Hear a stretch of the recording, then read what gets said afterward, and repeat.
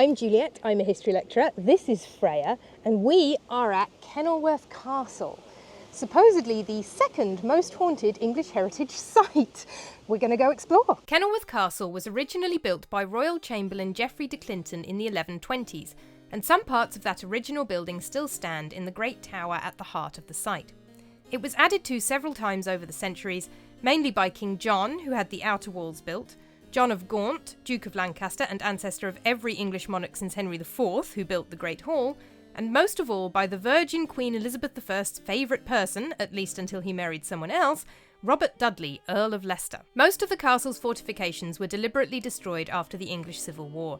This was technically the Third English Civil War after the Anarchy and the Wars of the Roses, and was fought from 1642 to 1646 between King Charles I and his Royalists, or Cavaliers, and Oliver Cromwell and his Parliamentarians, or Roundheads. The castle was held by the king but abandoned early on in the war.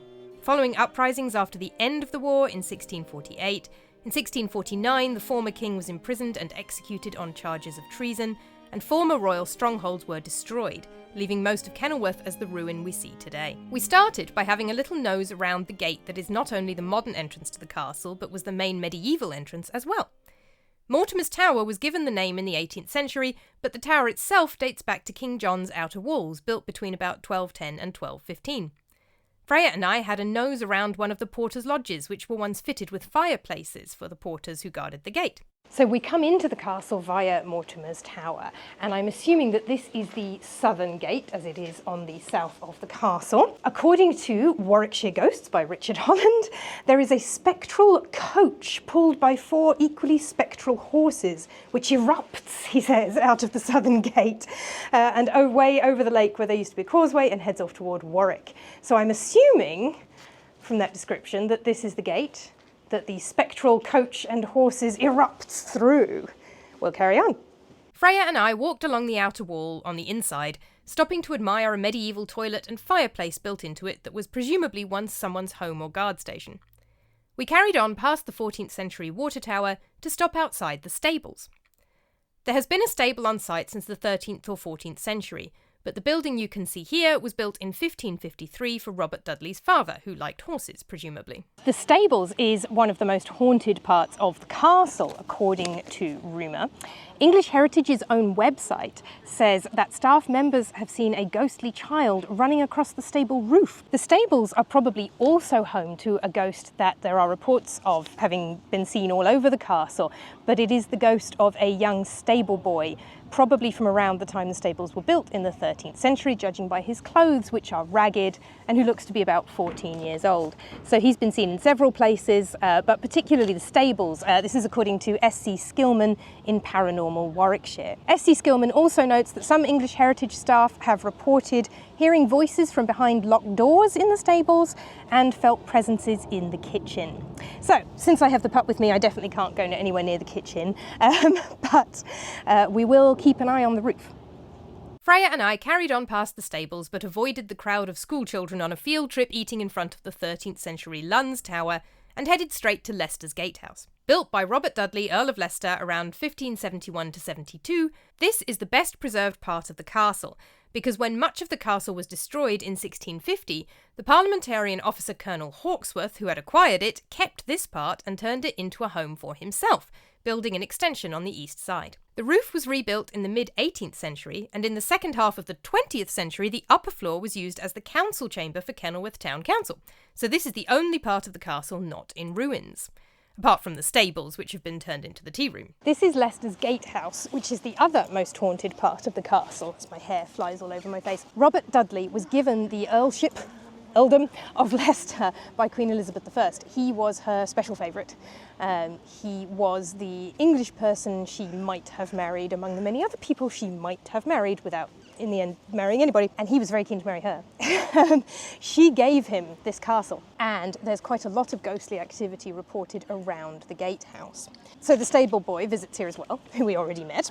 English Heritage's website also mentions that some staff have seen the silhouette of a cot in the Elizabethan bedroom rocking all by itself. S.C. Skillman in Paranormal Warwickshire adds that some visitors have seen the apparition of a little girl who asks for her daddy. No more information on on that. Others have witnessed a spectral man dressed in black who was killed in a sword fight. And others still have reported an old lady who breaks the same candle time after time, presumably a candle in the same place rather than literally the same candle. And finally, we're not done with Leicester's Gatehouse. It's extremely haunted. Warwickshire Ghost Stories by Richard Holland, quoting an earlier book, Haunted Warwickshire by Meg Atkins, describes a weird incident in the Gatehouse where people saw the apparition of a young, fine-featured woman wearing a simple headdress and pale gown who was seen sitting and sewing in the light shining through a big window behind where a modern living band were setting up, or performing rather. She materialised behind the band, stayed there for a few minutes and disappeared. Maybe she was just enjoying the music. I was delighted to discover a little bit later that I could, in fact, go into the Gatehouse with Freya, which was a very nice surprise. So I grabbed some iPhone footage from inside, having already put away my fancy vlogging camera and microphone, and I got a look at that haunted Elizabethan bedchamber, though I should make clear that the cot you can see there is a display item and not a ghost, at least as far as I know. It looked pretty solid. While downstairs in the Gatehouse, I was momentarily alarmed to hear a cough that seemed to come from nowhere, and see the Elizabethan costumes shaking, apparently of their own accord, which did give me a shiver for a moment. But it was just an unfortunate English Heritage employee who was crouched behind the costume dusting it, poor thing, and that was what was making her cough. From the Gatehouse, Freya and I went for a quick look around the Elizabethan garden, which is not haunted as far as I know, but it is very pretty. The gardens were extensively remodelled by Robert Dudley for his final attempt, after many years of trying, to persuade Queen Elizabeth to marry him. In 1575, she came for her fourth and final visit to the castle, and it was her longest stay in any castle or house that wasn't hers throughout her long reign. Dudley threw everything he had at this final proposal. One night, returning from hunting by torchlight, he had an actor playing a wild man covered in moss and ivy appear in front of her and have a poetic dialogue with the nymph Echo in which he described the various gifts the Earl had given the Queen as tokens of true love. On other nights, there were firework displays across the mere. None of it worked, though, and after this, Robert Dudley gave up on marrying the Queen, losing her favour when he married his second wife, Lettice Knollys, widow of the Earl of Essex, in 1587. We'll come back to the fate of his first wife, Amy Robsart, shortly. Outside the walls of the castle, behind the gardens, is the site of the Mere, an artificial lake that was once part of the castle's defences but has long ago gone back to grass. During the school summer holidays, you can come and see jousting here, as we did when the toddler was still a baby a couple of years ago. Jousting is a real sport and the points are real, though thankfully with a much lower mortality rate than the version you see on Game of Thrones, or indeed actual medieval jousting. On this day, though, Freya and I were heading back into the castle to explore the ruins of the inner court. Coming from the direction of the Mere, we first walked into John of Gaunt's 14th century Great Hall, the only part of the castle Robert Dudley decided was perfect as it was and left alone. We emerged from there into the inner court, facing the oldest part of the castle, the Great Tower. The core of it was built by Geoffrey de Clinton in the 1120s, then the top stage was added by King John around 1210 to 15, and the 3 Elizabethan grid windows were added by Robert Dudley around 1570 to 71. By that time, the keep was no longer being used primarily as a fortification, and Dudley wanted to light up a large room for entertaining. On the other side, the tower overlooks the elaborate gardens he had put in to impress the Queen. Freya did very well scrambling up the stairs on her tiny little legs, and we got up to the first floor of the tower, which overlooks the inner court and provides a good view of another of Dudley's building projects, now known as Leicester's Building, a tower providing private lodgings for the Queen and her servants. We have now reached the oldest part of the castle, which is the original 12th century keep. Behind me is one of the slightly newer parts. It's another building built by Robert Dudley, so another Elizabethan building. It's quite windy up here and quite echoey. There are some ghosts who have been seen all over the castle. There's the stable boy who gets seen everywhere and who is thought to be from the 12th or 13th century. And also, English Heritage's website notes that, like every castle, there is a misty white lady who has been seen floating around the grounds. And there are a few theories as to who she might be. English Heritage's website suggests 3 possible identities for the mysterious misty white lady. One suggestion is that she is the daughter of the royalist commander of the castle from the early days of the English Civil Wars. Another is that she is a Victorian young woman called Constance Hazlitt, who died in the grounds of the by then ruined castle while searching for her lost love on her wedding day. Perhaps the most popular suggestion, though, is that it is the spirit of Robert Dudley's first wife, Amy Robsart. They were married in 1550 and the marriage lasted for 10 years, the final 2 of those falling at the height of Dudley and Queen Elizabeth's young attachment to each other. Amy and Robert did not see much of each other after Elizabeth's ascension to the throne in 1558, and Amy was said to be ill.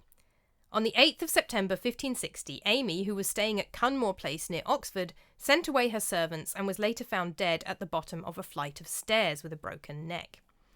Rumours have persisted in later centuries that she was murdered, possibly on the orders of her husband, who was not there at the time, though she could equally likely have died by suicide or by accident. Amy's story is fascinating and tragic, but this is one of those cases where people seem to be attaching the most interesting and famous name they can think of that has a connection to the place with a ghost apparently haunting it. Amy died in Oxfordshire, not Kenilworth, and Robert didn't even own Kenilworth at the time. Elizabeth gave it to him in 1563, 3 years after Amy died.